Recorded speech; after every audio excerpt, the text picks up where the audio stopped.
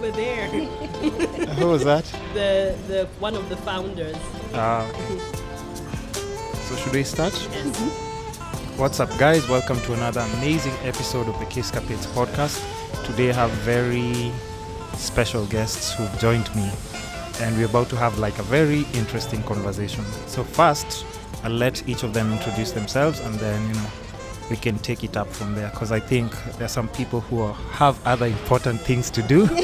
So we have to release them as soon as possible. So let's start with you and then go to her.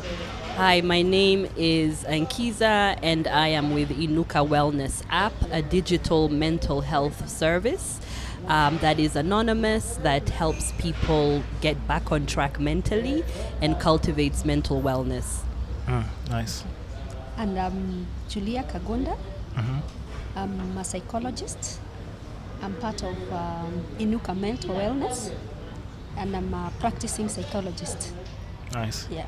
Finally, we have an expert, guys. So, we've always had people come to the platform sharing all these problems that they don't know how to categorize or identify them as. They don't know whether they're crazy or they're normal or it's just normal stress.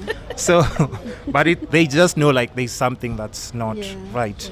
So let's just start with what you guys do before we go into like little subcategories and details of that being Inuka. Yes. Yeah. Exactly, Yeah. Inuka. So Inuka came about, actually, it was founded by Dr. Dixon, a Zimbabwean psychiatrist who basically used problem-solving therapy, which is actually quite an effective way of helping people tackle life challenges.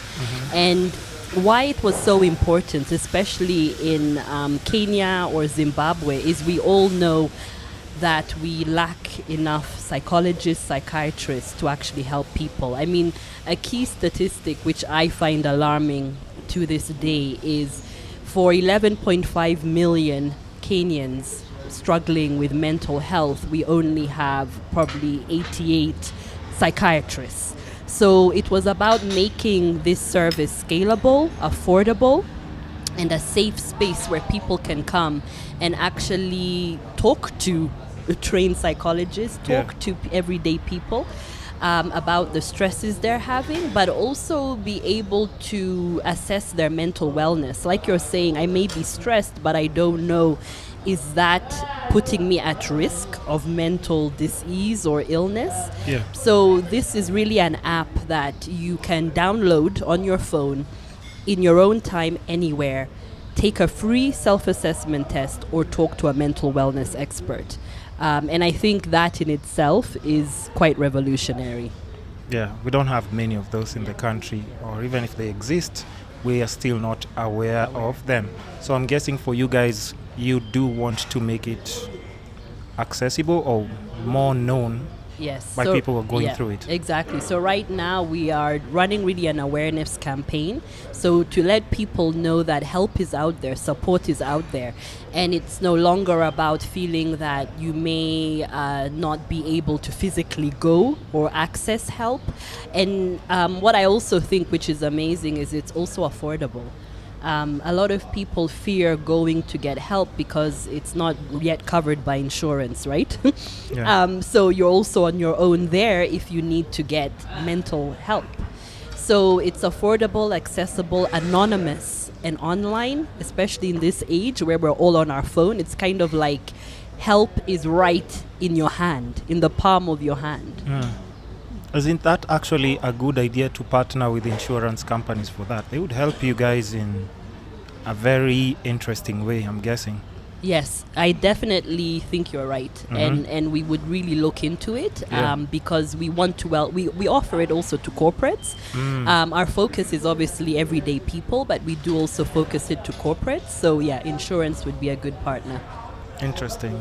So just tell us a bit about your role in the app. And some of the issues that you think you will be dealing with. Okay. My key role, like Ankiza said, it's mainly to do with the backstopping the whole app, because we have psychologists who provide these services, like she said, and my role is just to supervise the services that is being given, quality assurance at the end of the day, so that we assure that whatever is coming to us, we are able to give, when it comes to, let me call it counseling or mental health services, it's very dependent on the issues that are coming. And I always say that when you are dealing with individuals, you are not dealing with a machine, because people are different. Yeah. So you have to look at a case by case. As much as we have the methodologies you talked about, we still have to think what is happening, what are the main issues that are coming up, so that we equip our psychologists accordingly, so that we are able to give good service to people out there. And a number of things are coming out. Like we know that mental illnesses is quite high in this country. So there are all kind of issues that are coming to us. Yes. And do you think it's because of just it's a kind of like routine that adults need to go through, or is it because of the new kind of like millennial era where there's all this internet stuff where people are comparing themselves to each other? Because now you get to see other people's success on your face every single day. Like if you have a bad marriage, there's a friend of yours you see on Facebook, Relationship goals, happy, life goals, happy with the work husband goals. every single day. Yeah. Maybe you're trying to save for a car, and then you see a friend of yours who has like 3 or 4 cars. Yeah. Of course, even if you're trying to ignore it, it's still and we can't say like let's stay away from the internet, Yeah. because that's how like now the internet, like even your app, we still need to access all the information through the internet. Yeah. So you can't just filter out what is part of life right now. So do you think the internet is like a major... It's one of the contributing factors, especially for the millennials, like you have said. And there is research that has been done to show that there is a relationship between social media and depression. So for sure, that's a key factor, because of what you're saying. There is no socialization at the end of the day. You are getting your support from a machine. True. Very true. Which at the end of the day, that machine can support you to a certain extent. We are providing our service through that machine. So it's good, social media. It's good. But at the same time, if you are overly dependent on it and you don't have other support system, then that is a problem. But that is one of the factors that is contributing to mental health issues. What are some of the other factors yes. that you've noticed, like from your expert opinion, and other people might not be aware of? I think the other major from where I sit, it's mainly to do with families, dysfunctional families. True. There are major issues that are even going to marriages, but when you trace them, they are coming back from the upbringing of children. There is an issue there. Maybe as parents we become busy. There's a lot of violence, whether emotional, whether physical, that is taking place at the home front. And unfortunately, it's following children. If children up to their marriage, even when they are adults, if those issues are not addressed. So they didn't go through the therapy or something, so it's still triggered and they're not even aware. Yes, and there's a lot of secrecy in our homes, where you are told almost every tribe in Kenya, there is a proverb about things of home, you don't share them outside. So there is this coke that has been closed and it's just waiting to burst, unfortunately. A ticking time bomb. Yeah. You know? Yeah. So, I mean, okay, that's another category. Is there any else that you think triggers like all this? Yes. There is where the economy is in our country. Don't even get me started with that. Yes. It's very bad. It's affecting people. People have debts, don't have jobs.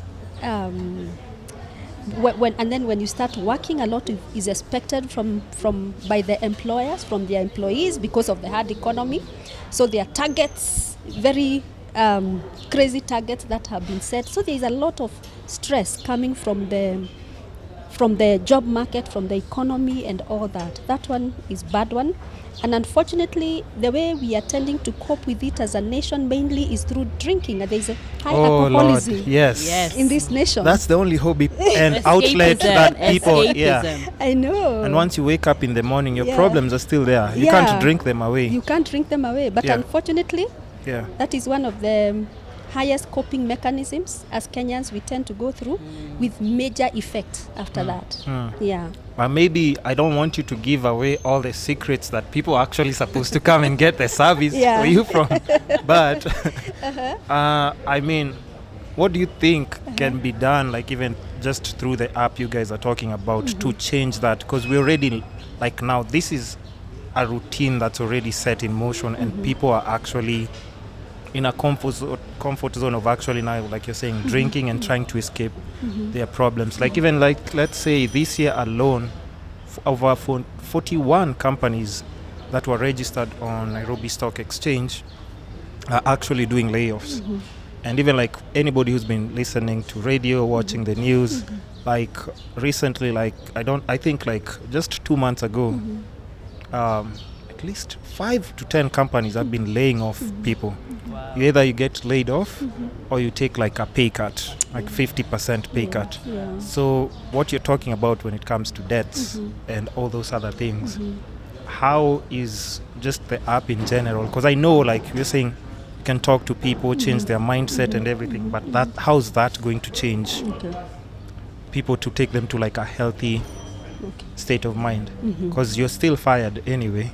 You still don't have a job. It's true. And you need to pay the psychiatrist first of all, most importantly. Well, that's why Inuka Wellness App will probably help you in terms of cost.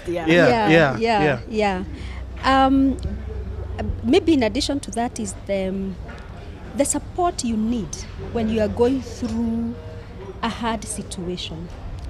Sometimes as Kenyans, because as Kenyans, and maybe other countries, but let's talk about Kenyans, we are so used to stress. In fact, you meet with people and say, oh, I'm going through stress. This word has been abused to a certain extent, so that we don't know when we need to address this stress and when we can manage on our own. But the beauty with the app is that it provides that support. It's somewhere you can go, like Ankiza talked about the mental assessment. It's a place where you can go when you have gone through this hardship of whatever nature, and do this mental assessment just to find out, where am I? Where are you? When you have a stomachache and this stomachache goes on for some days, you don't keep ignoring it, do you? No, of course not. You really need to attend to it. You need to attend to it, isn't it? So if you're going through an issue that is, you keep thinking about, you can't sleep, you can't eat, you are trying to cope with it, it's time to say, I have a stomachache and I need to attend to it. I need to go and assess and see the extent of the problem. So this app, first of all, it will help you in that sense, so that you are able to see, where am I? No, it's okay. I told you I use my hand. It will help you to see, where am I, as far as, so there is that mental assessment. And besides that, once you do this mental assessment, there are 3 categories. You will see, well, it's mild, but so that I don't get to the moderate or the acute stage, I need to look for resources to help me deal with that stage. But you may realize that I actually need mental health services. True. And at that point is where the app will help you in terms of providing the mental wellness. We are talking about counseling services, and like we had said earlier, it will help you to talk to someone.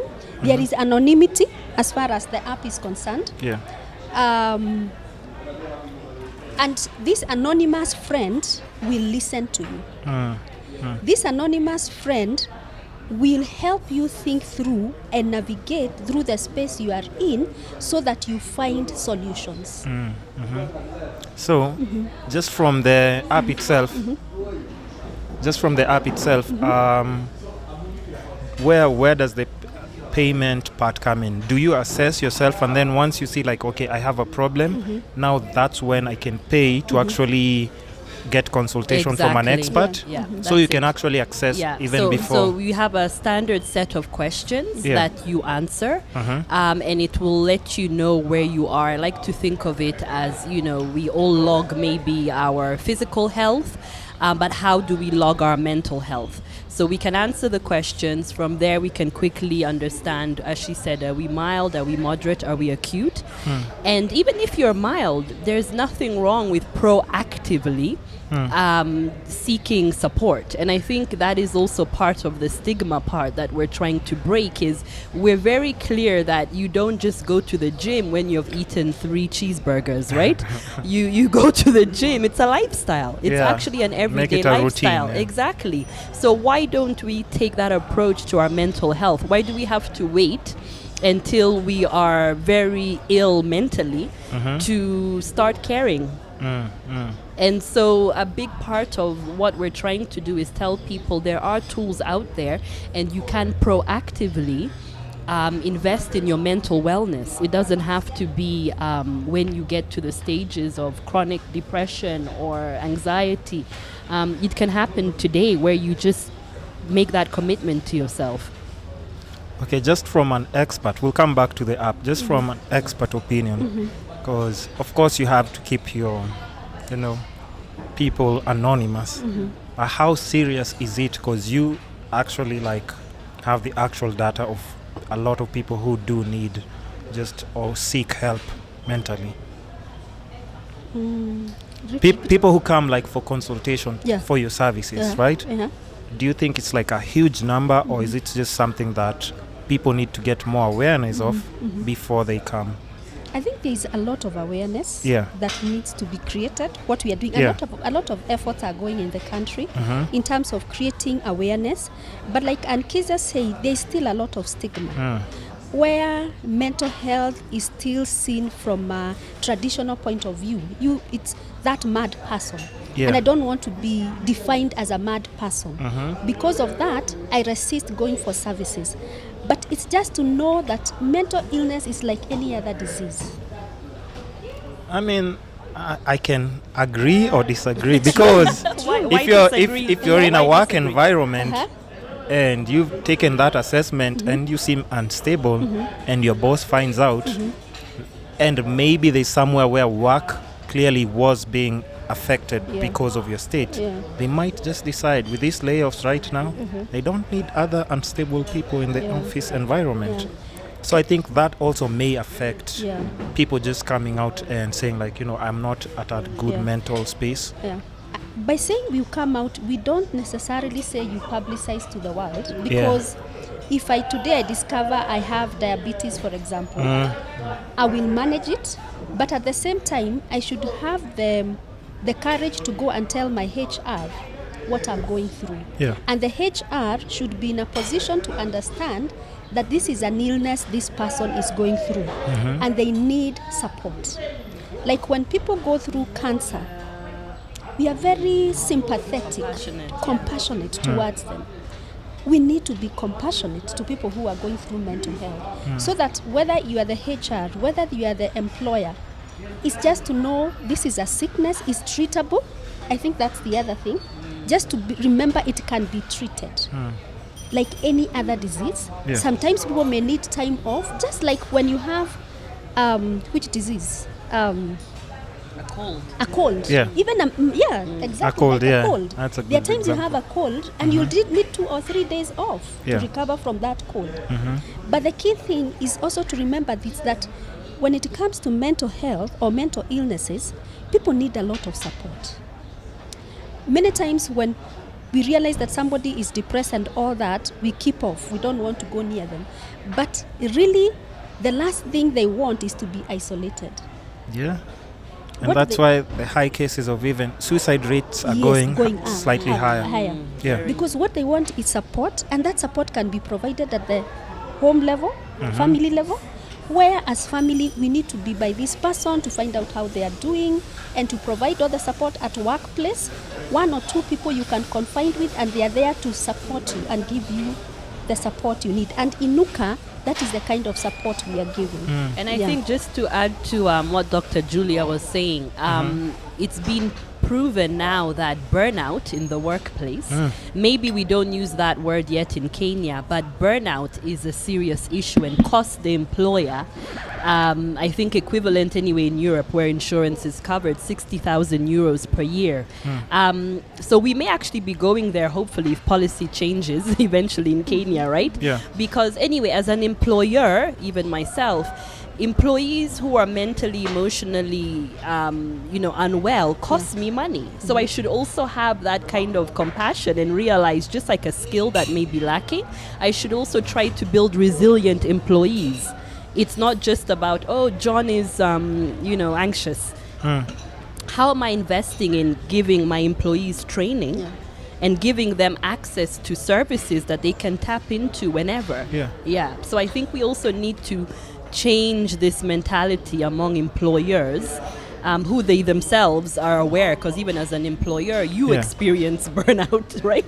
And I think even for you guys, just with the app, you see the way we've talked about, like you guys partnering with insurance companies, I think also partnering with corporates directly would be very helpful, because that's where it also starts. You've had a long day at work and everything, and you come home, your kid just wants a hug. You don't even want to hug your kid because you're just stressed out and you're lashing out on everybody else who has nothing to do with what you're going through in the office environment. Yeah, so that's kind of like tricky, but people have to figure out how it can be done. But yes, of course, definitely the app. We go back to the app. It has like so many advantages. And then there's just like a whole thing about mental well-being, and people tend to, because this is just like a random question from how I'm thinking, isn't being stressed part of life? Isn't it healthy to be able to put a certain stress level as part of life? Because there are some situations you can't control. Let's say you love someone, they get old and they die. I mean, that's out of your control. At the end of the day, we know there's going to be a time that will come and we all have to part ways with people that we love, just maybe because of old age, sickness and all those things. So that, I don't think even therapy might be able to, but would you say that it's also like healthy to have that part of life? I mean, I don't know, is it necessary? Because now we have like kids who are like, I failed an exam, one cut, the rest I passed, I failed one cut, somebody commits suicide. But we also have to understand that, this is just part of life. If you fail at this or you're stressed because of this, it doesn't need to be labeled as mental instability kind of, but you can just say like, okay, this is stress and this needs like attention. Okay, true. I agree with you totally. And there is good stress. That's what we say. That's what I'm saying. There is good stress. That's what I'm talking about. Which will make me to do things that I need to do. But there is also bad stress. Bad, you'll definitely know it's bad. But since you're an expert, talk about like just like the good stress, that it's okay to go through this because it's normal. Yeah, that's what I'm saying. There is normal stress which we go through on a daily basis. I have a class after this. I realize I'm running late. Yes. I'm stressed up. Yeah. That is normal. You shouldn't commit suicide because of... But remember that someone may commit... it's possible. Let me use the scenario I've talked about. Going to class. No, let me talk about the one you talked about earlier, about an exam. Yeah, exactly. That I have failed this paper.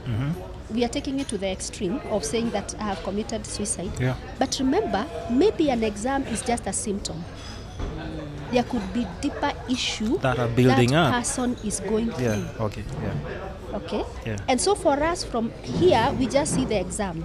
We just see that this lady was in a relationship, the boyfriend has left her, and she's committed suicide or she's depressed. But maybe this girl has grown up in a very abusive environment. And finally, from her perspective, she has met someone who loves her. And this person again has abandoned her. For her, it's an abandonment. So it's not just this thing we are seeing. Or there's something you talked about I would also like to comment on. Losing a loved one. Sometimes that can be very heavy and can lead to mental illness. True. A child who is 7 years old or even 20-year-old, they lose someone they really love and they don't receive the necessary support. It's possible because again our level of resilience is different, all of us. So what may affect me may be very different from what will bring you down. And in loss, there is a whole issue we talk about, loss and grief. Sometimes we don't allow people to go through the grieving process, and that may have severe implications on them. It may become complicated grief, which again may need support, may need to be addressed. So it's always to check. If you see somebody is changing, sometimes you are quick to judge, oh, it's because this happened. But maybe they are deeper. Okay, that makes sense. Because even a perfect example would be like, the couple that, it's just a normal couple, and today your kid and your wife are going to cross the ferry. That just recently happened. And your car just somehow ends up in the ocean, and that's it. Like they were actually on their way maybe to come back from church and see you, and just like that, the snap of a finger, they're not there anymore. And it's national news, so and journalists are there trying to ask you, how are you feeling about this? Yes, but that's what they were doing, because they were asking the husband, how are you feeling? And it's like 5 people. Do you think they're going to get the bodies? Do you think, like, all those questions were so inappropriate, and I could only imagine what that guy was going through. That's very traumatic, really. If it's not handled well, you can imagine what will happen to him. And I think just to add to the conversation, I think also we don't really understand what trauma is. We maybe think, oh, I haven't lost a loved one, or maybe had severe physical abuse. So I think even we need to also be able to know what trauma is, right? Because a lot of people will ignore their own issues because they're like, well, I wasn't traumatized, or I don't have PTSD, like post-traumatic stress disorder. I'm fine, And so that's where, like, now with being educated, right, and learning and saying, okay, so trauma can be anything as small as maybe an abandonment. My mom was a busy working mom. She was never there. I was basically raised by other family members. I never got that time or quality time. That can also be a form of trauma, neglect, right? So I think it's also about, we hear a lot about the big stories or big issues, but sometimes it can be also just the everyday challenges, right? That we say, oh, is normal. Like, of course your mom was a working mom. Well, she had to work. But it doesn't mean that you weren't affected. Somehow it affects you. So now, going back to the app, do you guys have because I'm just trying to paint a picture to people who haven't seen it, and they might want to go and, like, just because it's interesting, it has like all these things that I might require. What are just some of the subcategories that are maybe in the app? If somebody goes to the app, what options does it give you for this, that, and that? So the process is so once you take your free mental wellness test and you decide to book a session with a wellness expert, you actually, it's all about choice. So you get to pick based on anonymous profiles of coaches, the coach, or the wellness expert that best meets your need or will perhaps fulfill your need and time. And once you get in, so of the session itself, they actually have a discussion, as Dr. Julia said, and you also get given an action plan. So it is very practical, and at the end of it, you have your action plan. Next session after that, you get to revisit and see what you've actually been able to solve for yourself.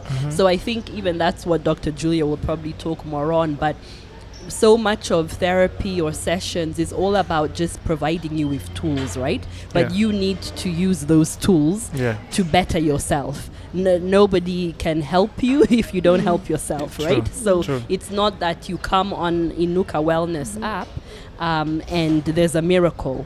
It is about commitment and effort and openness to follow the process through to the end. So what was it that you wanted her to, like, expound on?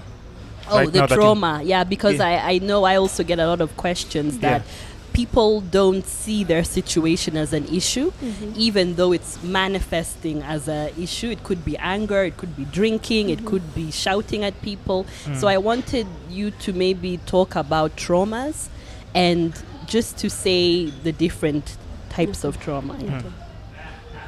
I think I'll start by talking about self-awareness. Self-awareness is the whole issue about knowing myself and who I am, and coming to a point of asking myself, what have I gone through to be who I am today? Are there issues in my life? Are there scars? I call them scars. And I keep saying, when one person has a physical scar, we can see it and we attend to it very quickly. We can tell that a small scar, a child has fallen, ignore it. But that's a very big scar. I think we need to attend it. Psychological scars, unfortunately, they are not seen. So we see them for the outside world, we may see them when it's very late. But self-awareness is where I look at psychological scars I have gone through. Some can be ignored. Some cannot be ignored. What are those issues you've gone through? It's like taking a map of your life. What are the scars, things I have gone through? And I know this one, I think, had a major effect on me. And I feel like it affects me in one way or another. This one, I think not so much. And as you do that self-evaluation, that self-assessment, you are able to deal with issues in your life. Some things, we are not saying you always have to run to see a therapist or to the app. No, it's just the whole issue of evaluating yourself and asking yourself, then do I need to go for the assessment? Because I feel like there are things that are not going well. Am I at a good space? Am I at a good space? Am I at a good space? Because many times, unfortunately, we tend to say we are selfish people, but we are selfish people when it comes to taking material things. True. But we are not selfish in looking at the inner person and asking what is going through me internally. Which is more effortless than acquiring all those other things. Yes. Because, and again, in fact, the more you look at self, the more you're able to acquire, in brackets, in quotes, acquire, I'm using it very loosely. But the more well you are, the more you can work hard, the more you can achieve your goals in life and all that kind of thing. But for me, is that self-assessment. I keep laughing that a man will take a car to the mechanic the whole day. Yes. Yeah. Yes. But what about his inner work? He would never. And in fact, even since we're speaking about that, the difference between men and women who, like, women openly just share if they have their problems and everything. But for men, I mean, it's just like, I wouldn't want to know people that know that. It seems like a weakness almost. So I think even for starters, your app will have a lot of women. It has. It does, right? It does. It's than like men? 70% women. Wow. Women. But fortunately, I think I must admit, we are seeing more men starting to come out. We have had, even in my own therapy, where men have approached, even in marriage situations, where men are calling first to say, we need to see. So I think something is happening, and we want to encourage them to come out more. Because if you can spend a whole day attending to your car in a mechanic, first attend to your own. You do one-on-one sessions, right? Yes, sometimes even some clients, depending on where they are. If it's acute, we will refer them for one-to-one therapy. Because again, we realize that there is only much we can do within the app. So acute cases, we refer. Okay. Interesting. And then now, just going back to, like, just men dealing with those issues, or maybe let's not just say it for just men only, just both men and women. I mean, apart from, we know there's definitely medication that people who have to, after, like you said, that's the acute category, or? Even sometimes mild, depending on where they are. Not mild, moderate. Okay. Okay, so at what point does someone, just apart from, like, just having conversations, do you need to cross to medication? That I'm just asking because now that's where, like, people would not, or would be afraid to think that they actually fit that category, that now I need to medicate. As a psychologist, we work with psychiatrists closely, and when we see clients, so to speak, we can tell through the assessments and all that when there is that need for medication. And we work closely with psychiatrists. Like you realized when Ankiza was talking, he said the person behind the methodology we use is a psychiatrist. So we work closely because of that medication component. And are people open to starting like now actually taking medication? Ama there are those people once you get to like that medication part, they're like, okay, I don't think this is necessary. Talking, we can talk. Yeah. Because I don't know how it might affect me in the long run. I might be dependent on these drugs to just maintain my stability, or else if I don't take drugs, because I know, like, I've had two people who are in the podcast and they say like if they don't medicate, they go in a whole different space, so they have to medicate. Let me say that and is it advisable? Are people open to it, and is it advisable to people now too? you see, from a professional point of view, if it's chronic, it's like when you have diabetes, you have to take medication depending. If you're on the borderline, you can control it, isn't it? With your diet and all that kind of thing. But when you go to the other end, it gets to a point where you have to live with medicine. Okay, from what I know. And it's the same case with mental health, that we can control it, like with psychology and all that, but there is chronic, where you have to live.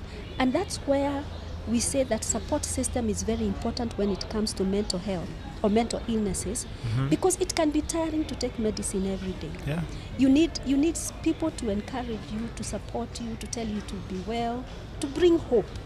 Because sorry to interrupt, but I like what you said about support, and just to use the analogy, as I was reading about this, I think yesterday, was, when we lived in tribes, clans and tribes, were there these amount of stressed, anxious, depressed people. So even by the nature of life right now, we are very individual, right? The family has gotten smaller. We are less people in the home, and we live in smaller spaces. True. So support is actually, I think, a big cause.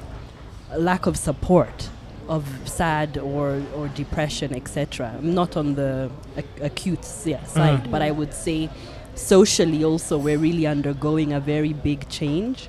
So we are sort of trying to say, you can get support, even if it may not be from your tribe or your family, etc. Because people need to know their options, and a lot of people, from what we have seen, even though they have friendships, they don't feel comfortable going to those friends and talking about their problems.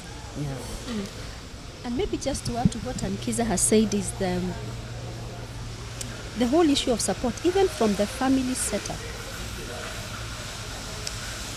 As parents, and I'm one of them, it's having a space where we allow our children to open up. We become friends. Yes, we are parents, we have to discipline, we have to do all those issues, but realizing what is going on, like Ankiza has said, in our community, as parents, we need to make our children feel safe, where they can actually come and share deep things. So that we are providing that support, even at the family level, to start with. But are kids open to doing that with everything that's happening right now? Would a kid openly just come and tell you, like, I'm going through this, I tried out a certain drug with my friends?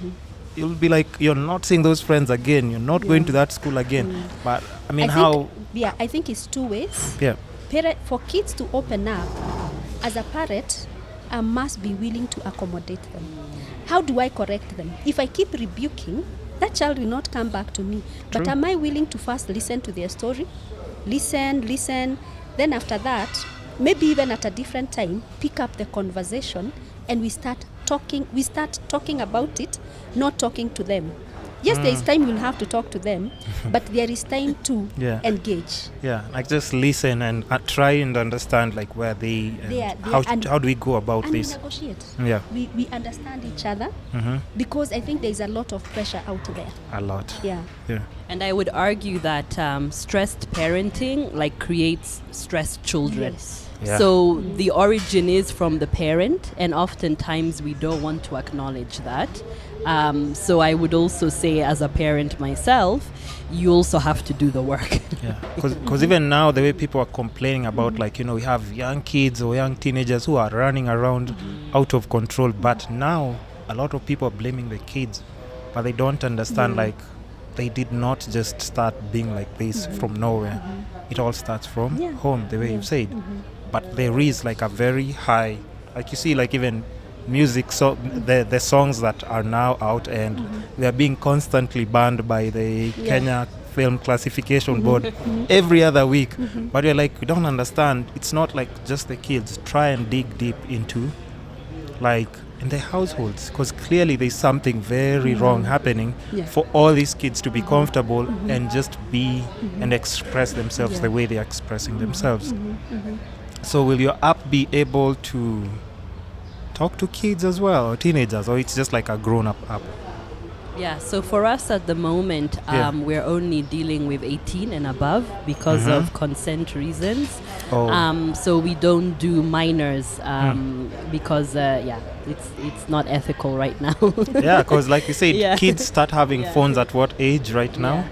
At probably 10, 11, 12. Kids have phones. But I think it's similar to going to see a therapist in the sense that an 11-year-old would not? Cannot. I mean, really? the parent can, but I think there would also have to be an adult somewhere, a caregiver, who helps facilitate that, right? Really? Is there a limit to age when it comes to therapy sessions? No, not limit, but I'm saying, face. Oh, yeah. You're talking about face-to-face or the app? No, I'm talking about the app, and even like, because like the way they're saying, like for legal reasons, but even like just face-to-face, is there like... no, in other setups we'll have we even because have... I'll tell you why I'm saying that, because now like we are talking about the kids, and we are talking about they are acting this way because of their childhood, households, growing up, and they're the same adults who will grow up to be dysfunctional. So isn't it a good reason, or just to start like tapping into that at an early definitely age? Are a resource center. So you will see if you go on our Facebook under Inuka, we provide, or Instagram, we provide a lot of information and we try to give people tools. But in terms of booking a session for under 18s, it would have to be facilitated by Through an a adult. caregiver. Yeah, exactly. Okay. Yeah. I got you. But out there, you can get for children's services are there. There are mental health specialists who specialize with children. Yeah, because now that I think about it, I think if we're talking about all these dysfunctional adults, and you've talked about it comes from like childhood scars and all those things that now are bottled up and they're triggered once they're adults, because when you're young, maybe you didn't have money to buy the drugs, but now you're getting a good salary. You can just decide, you know what, today I'm stressed out, just buy a lot of alcohol, and that's the only thing that you can do. And that's where we come back to now, alcoholism in Nairobi, and people just thinking that's the only way they can treat their problems. I think the challenge is and acknowledging what may be the root causes, but also now as an adult being accountable for where you are and the help you need. So it is also a thin line, I believe, between completely going into victimhood, which makes you powerless then to change yourself because you're blaming a situation. Fair enough, you may not have had control over, but now as a grown-up, you are accountable and you should be empowered to be able to heal and work on your growth. Okay, now speaking of we're still on mental health, right? And mental health can also be, I think, I don't know, whether balanced or treated with like things that you consume. Is there anyway? I'm just asking from a curiosity point, right? Like, are there foods that you can eat to make you feel better about yourself? Or is it just like, it's therapy session, talking, and medication? But is there like things like exercise? Are those options that you have on the app? Can like I you just recommend say, eating, exercising? Are those things that you also... I think for us, our goal is to make mental health a lifestyle. Just the way we talk about physical health, about going to walk in nature, riding a bike, or go to the gym, we are trying to say I take care of my mental wellness. I Yeah. may not be currently having any kind of anxiety or depression, but self-care is important. What makes me feel joyful and connected with myself, right? Is it reading? Is it writing? Is it being in nature? These are lifestyles. Yeah, but I'll leave Dr. Julia. No, I think you said it. Self-care is very important. Self-care is very important. Yeah. I think she's put it very well. It's a lifestyle.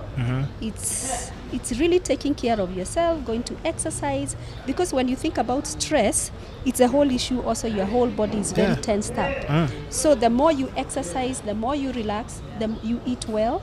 Sometimes it comes with lack of sleep.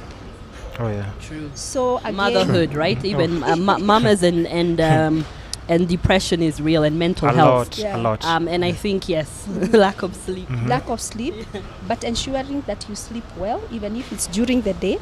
So that lifestyle is very, very important. Taking care of yourself, it starts from there.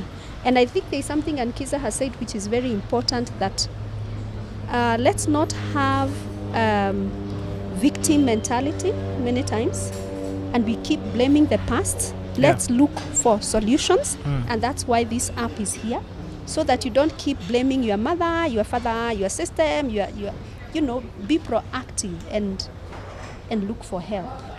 Fix your car, fix your body, fix the horse. Yeah. True. So now, is there anything else that you wanna maybe have left out that you'd want to plug or talk about in the app before like I wrap up? Because I know I'm also like considering like your I think number one is really encouraging everybody. What does it cost you to try it out, right? Yeah. And so download the app in Google's Play Store under Inuka Coaching or Inuka Wellness App. Download it, take your free self-assessment test, get informed on how you're doing and where you need to be supported. And from there, feel free to actually book a session with a mental wellness expert. We will also be visible at more events, and via that, I would say you can find us at Inuka on Facebook or Inuka on Instagram, and really just, use us as a resource center. Is there anything else you want to add? Yes, I think finally is to say that take care of the inner person. And the beauty with Inuka is that you can do that wherever you are, at your convenience. You don't need to travel. It's easily accessible. It's all here. Yeah. But Help in your hands. it's about taking care of the inner person. Because if you don't take care of that person, they will not serve you for long. It's like having a horse and you're not taking care of it. That horse will not take you far. Yeah. This is your horse. Take care of its mental well-being, and it will take you very far. Because it's all about mind, body, and soul. Mind, I think. And we all have a mind, so we all have mental health. True. Yeah. Yeah. And if you don't take care of your mental health, it will affect your physical health. So it's all intertwined. Yeah. I mean, one can't live without the other, basically. Yes. Okay, so we've plugged in the social platforms. Yes, Just tell people where they can find you guys on social media. On Facebook, Inuka INUKA Wellness. On Instagram, Facebook, and then at the Google store. Yeah. Doctor, is there? And do you our want people to website find? is, Our website is www.inuka.io. Oh, okay. Yeah. Do you want people to find you, doctor, or you just like apana? I mean, I have enough clients. Do you want people to look for you? Is there an email, website where people can find you? Oh, my email is juliakagunda@gmail.com. Okay. Yeah. Okay, we don't need to put the phone number. Reach out through the email, because now I'll start getting random texts, because a lot of people do need help. So I mean, I can't appreciate and just thank you guys enough for coming through and talking about such a sensitive issue like in the current society, and even just this millennial era. I mean, people are going through a lot, and it does make sense to just have like an expert's opinion so that people can understand all the different categories and how they can deal with these mental kind of issues. And also thank you for having the platform, right? Yeah. Because if we don't talk about it and have the conversations, then we will just go around in circles. Yeah, Because I think the one thing that a lot of people are doing, like right now, people run away from having real conversations. Because they tell you the reality of things. Like, yo, this is going to happen. How are you going to deal with this? Yeah, if you're not in a good financial space, you might lose your house. You see people's cars being repossessed. All these things are real life events that people never want to talk about because they're trying to escape from reality. So I do appreciate and just thanks for coming through. Thank you for having us. Thank We you. appreciate. So guys, make sure you subscribe on our YouTube. We're on Spotify, Apple Podcast, Castbox, Facebook, Instagram, daily updates. It's the KICC podcast. Thanks for listening. Thanks for watching. Goodbye. Bye.